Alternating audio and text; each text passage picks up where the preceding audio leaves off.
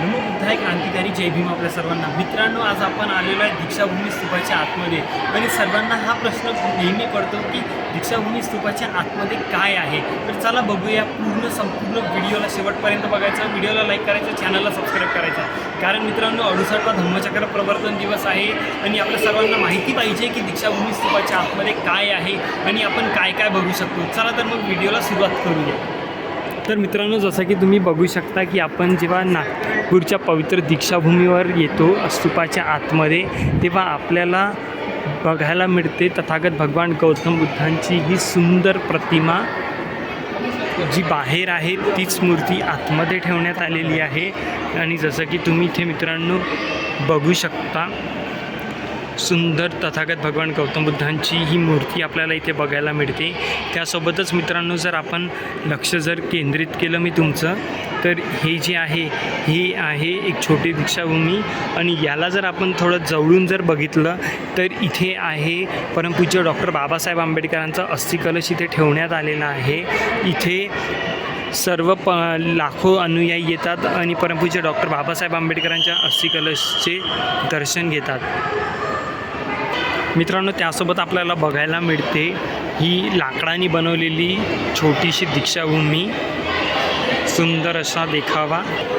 त्यानंतर हे सुंदरसं असं एक 3D आर्ट आहे, ज्याला म्यानमारनी दीक्षाभूमीला भेट दिली होती. हे टोटल 24 कॅरेट गोल्डनी बनलेलं आहे मित्रांनो. जसं की तुम्ही बघू शकता, इथे म्यानमारची तथागत भगवान गौतम बुद्धांची प्रतिमा आणि म्यानमारचा पॅगोडा इथे बनवण्यात आलेला आहे.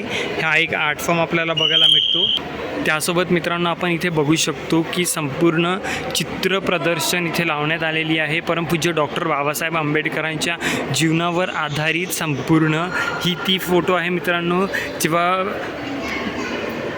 डॉक्टर बाबासाहेब आंबेडकर हे मंत्रिमंडळामध्ये कानून मंत्री झाले होते तेव्हाची ही फोटो आहे. आणि अशा प्रकारचे बरेचसे फोटोज आपल्याला इथे बघायला मिळतात. याच्यामध्ये ही संपूर्ण सुंदर अशी पुस्तक प्रदर्शनी इथे लागलेली आहे मित्रांनो.